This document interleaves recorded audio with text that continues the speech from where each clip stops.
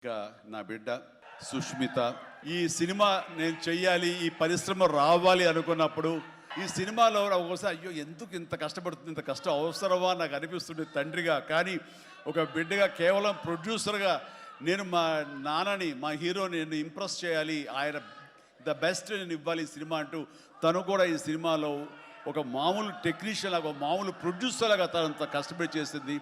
నేను ఒకటే సంతోషిస్తాను, తనకి అన్ని విధాలుగా అన్ని కంఫర్ట్స్ ఉన్నాయి, అన్ని రకాలుగాను తను ఈ సినిమాలు చేయాల్సిన అవసరం లేదు.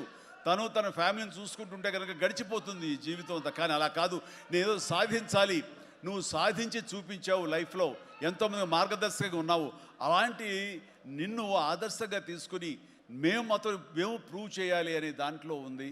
అండ్ అలా చేస్తూ ఈ రోజున ఈ సినిమా డెఫినెట్లీ హిట్ అవుతుంది. ఇలాంటి గర్వకారణమైన సినిమాని తండ్రిగా నాకు గిఫ్ట్ ఇచ్చినట్టుగా తను భావిస్తుంది. ఆ సంతోషం తను పొందుతున్నాను నాకు తెలుసు.